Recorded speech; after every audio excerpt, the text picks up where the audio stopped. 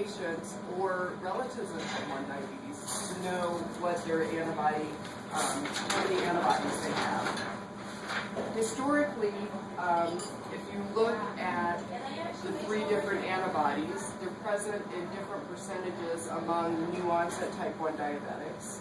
But if you do all these 3 tests and pool the data together, it turns out that there's still almost 6% of type 1 diabetics that are diabetic that don't have any antibodies.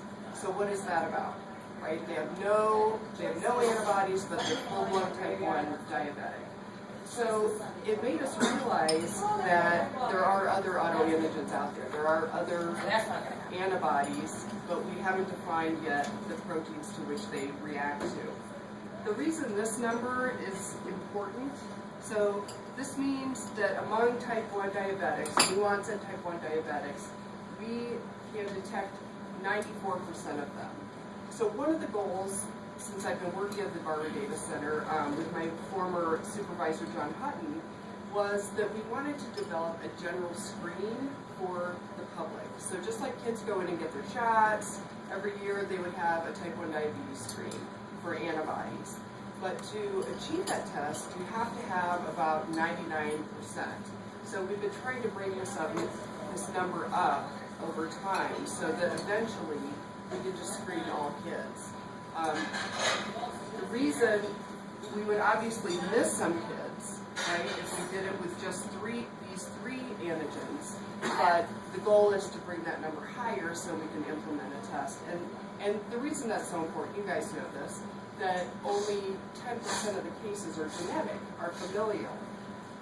90% of the cases are spontaneous. They come out of nowhere. We don't know why. We don't know why. There's an environmental factor, some other factor, but it's not just genetics. So we only have the advantage of following the first-degree relatives, a sibling or a child of a type 1 diabetic, or someone that has a high-risk genotype.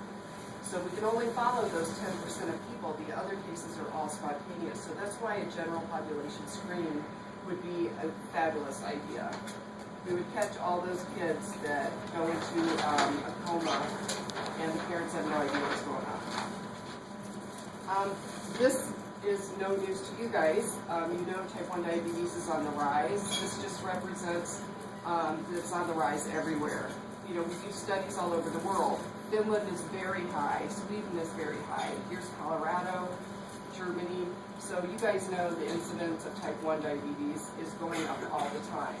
So that again shows us that there are environmental factors, right? If you have identical genetics, which is shown by twin studies here, identical genetics, those twins will develop diabetes at different rates. If you can see this chart, if you have years, time on this axis, and again, 100% of the twins don't have, one twin has diabetes and the other twin doesn't. This shows how rapidly the other twin will get diabetes. If it were just genetics, they would get diabetes at the same time because they're genetically identical. Okay, so we know that there's a genetic component and an environmental component, and something goes amiss with the immune system.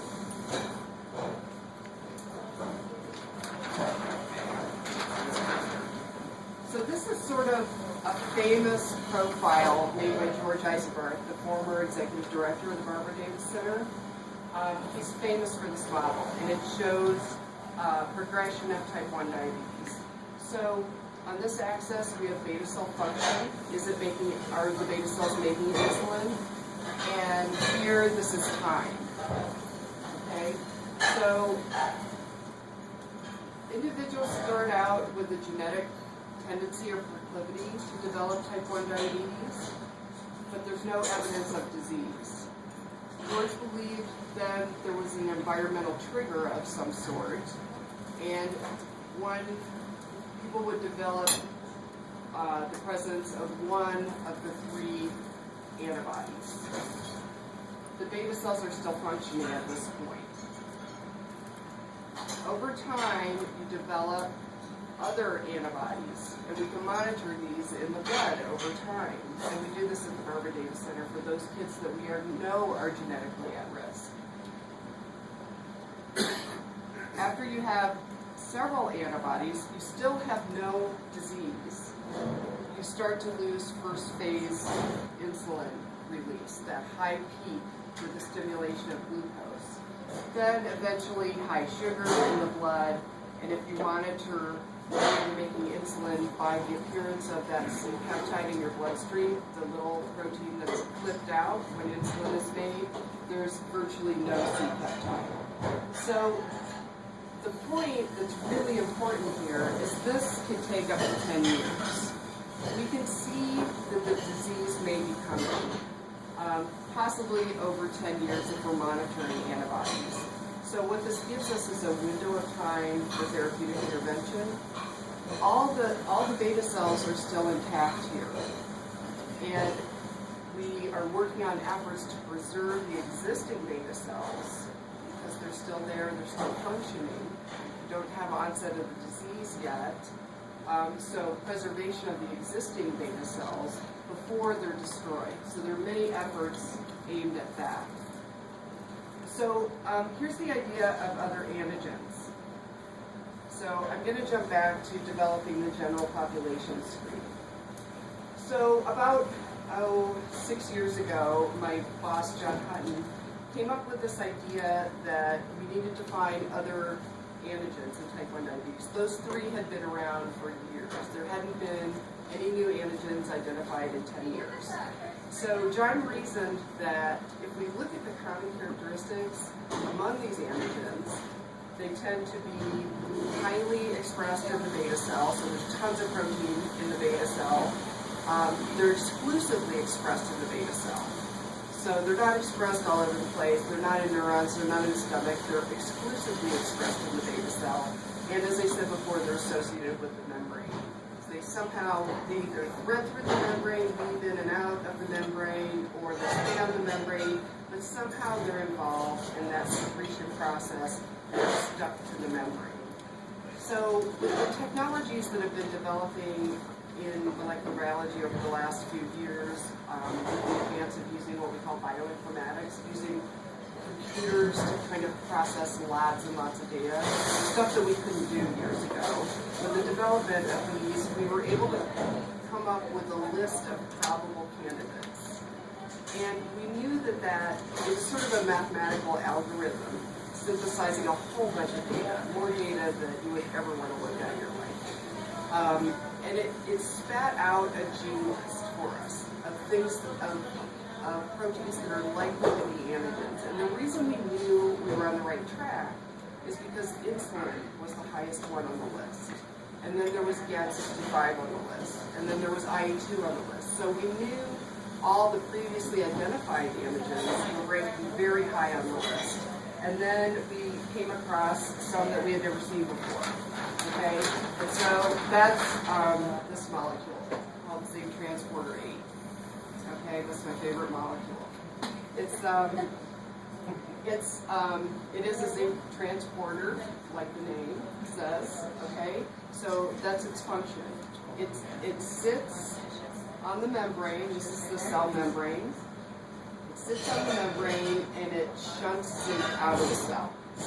It also sits on the granule membrane and it shunts zinc into the granule. So it's a directional transporter. We know zinc is essential for insulin condensation. There are 6 molecules of insulin that wrap around the zinc molecule and make it condense and be very tight, and so you get a really high concentration of insulin in the granule. So it was really no surprise that this is really the perfect candidate. Another nice feature it has is if this is the beginning of the zinc transporter and this line represents the plasma membrane, it threads through the membrane 6 times. So it meets that criteria that it has to be associated with the membrane. So to make a really long story short, over the course of 3 or 4 years, we developed a test to see whether type 1 diabetic patients have antibodies in their blood that bind to this molecule. So I did that using cloning and all kinds of tricks that I've learned over the years. And I found that all the antibodies just bind to this little tail. Okay, this is just the tail of zinc transferase. There's hardly any antibody binding to this part of the molecule, just this little tail. So what I did was I was able to generate an antibody test by tagging this little protein and allowing antibodies from patient blood to bind to that tagged protein, and then measure how much of this tagged protein could be measured with the radioactive tag. So that was a direct indication of how high the concentration of antibodies were in the blood of type 1 diabetic patients. And this just shows the chart of that very simple experiment. Non-diabetic patient serum doesn't bind to that protein, but there are antibodies in type 1 diabetic patients that do bind to that protein. So this was fabulous. There hadn't been an antigen in 10 years. And so when you put it together with the other known antigens, we got up to 98.2%, meaning we can identify antibodies in 98.2% of newly diagnosed type 1 diabetic patients. The reason this discovery was so important is because, as I said, if you have one antibody, you're at pretty low risk to get type 1 diabetes. If you have two, you're higher risk, 3 more, and so on. So now we have 4 antibodies to measure. And the most satisfying thing for me is that we developed this test in the lab. Within a year, a company picked up the patent and made a little kit so that they could test for this antibody all over the place. You know, we get royalties of about maybe $100 a year because it goes through, you know, the university, et cetera, et cetera. So it's certainly not the money, right? But it's very satisfying that this is a very useful test and they're using it in clinics all over the world. And it helps people determine their risk for type 1 diabetes. The other thing it does is a lot of the clinical trials that are out there, one of the main criteria is the patient has to be positive for 2 autoantibodies. So this allows patients to be in those clinical trials where otherwise they would not be candidates. And so they can actually enter into clinical trials because of zinc. Okay, so this just kind of diagrams strategies for the cure, which I know, like, that is what JDRF wants, right? They want the cure. Okay, so you have the genetic proclivity to develop type 1. You have environmental factors. We don't know what those are. It could be exposure to a virus. It could be diet. It could be exposure to a chemical. We have no idea what that is. We have lots of clues. The onsets are very cyclical over the year, as if maybe they were following pollen or a virus, or, you know, we just don't know. But there are a lot of studies underway to try to figure out what are these environmental determinants. Because it would be really easy to prevent, right, exposure if we knew what those environmental triggers were. So over time, we develop antibodies, and then eventually diagnosis. At diagnosis, about 20% of the beta cells are left. It still would be really important, once we have diagnosis, to preserve that 20% beta cell mass. Those are functioning beta cells generating insulin. So we're looking at ways to preserve the beta cells. There are options for intervention at this point before we get to diagnosis. Once we know someone is antibody positive. One way, and there have been trials on this, is to completely suppress the immune system. Obviously that has side effects because you need your immune system for other things. But a general suppressor of the immune system was a trial called CD3. It did help diabetes a little bit, but not enough to be used in the clinic. Another suppressor is called rituximab. That's a general B cell suppressor. B cells are the ones that just crank out antibodies. So this drug actually just decreases the production of antibodies. We know that antibodies have a small pathogenic effect in the disease, but it's really T cells that do the damage. In the rituximab trial, there was a benefit to taking that drug. It only was a benefit to kids that had very high insulin antibodies. So what we're figuring out is the timing of the treatment is going to be very, very important. And it may be that each patient has a different optimal time for treatment. The other avenue for the cure is tolerance. So say my favorite molecule, zinc transporter 8, we know it's an antigen. What if we took kids that are prone to diabetes and we gave them little bits of zinc transporter 8, like that little tail of the protein that I know that develops antibodies, and you tolerize the immune system to that protein, so your body gets used to saying, this is an okay molecule, do not attack this protein. So there are efforts designed toward that. Of course, we have to do all these things in mice first, and mice are not people, so there's always that argument. After diagnosis, as I said, we want to preserve the beta cell population, so efforts are to regenerate beta cells. Like, can we get beta cells to reproduce in the lab? They're really tricky. Once you take that ball of cells out of the pancreas, it really doesn't like to grow in a dish without its friends, and they're hard to grow. Renewing beta cells, there's some stem cell biology where we can get stem cells to turn into beta cells by feeding them certain growth factors. The other thing is there's a mechanism called transdifferentiation, where you can get, say, a muscle cell, reverse its specialization, and then direct it to become a beta cell. So people are working on that sort of thing. And there's always transplant, right? But as you guys probably know, it takes about 3 donors per 1 recipient for transplants. The other thing I put here is gene therapy. That's kind of a wild card these days. Gene therapy, 15 years ago was going to be the answer to all diseases in medicine. But it's been very difficult to target the proper genes to the proper location. So how we would use gene therapy in diabetes is we would take genes that we know promote cell survival and introduce those into beta cells. So when they get the signal to die, they don't die. But we all know that cells that don't die are called cancer, right? So we have to be very careful with what we do with gene therapy. You don't want cells that live forever because then they form tumors. So anyway, I think that was my last one. I just wanted to kind of give you an idea of what I've been working on, essentially developing the zinc transporter 8 assay, which is used all over the world now. And we're continuing to work on other projects now.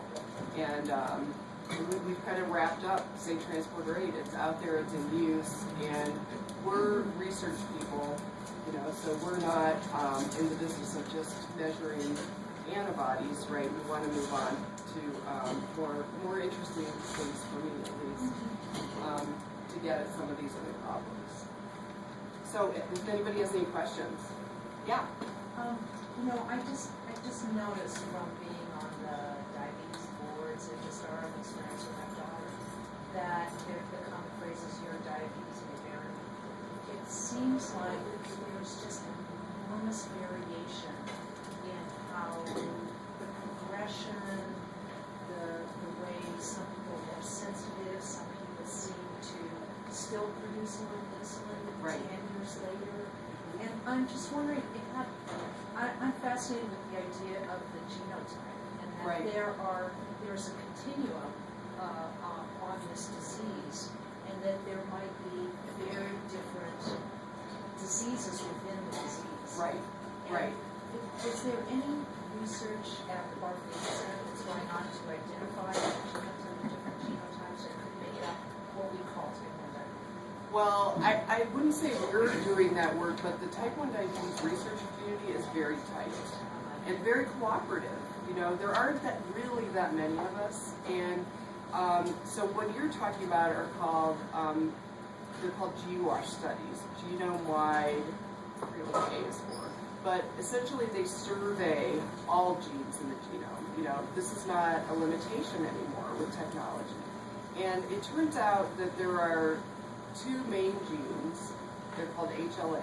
So you've probably heard the nickname for them is DR3 and DR4.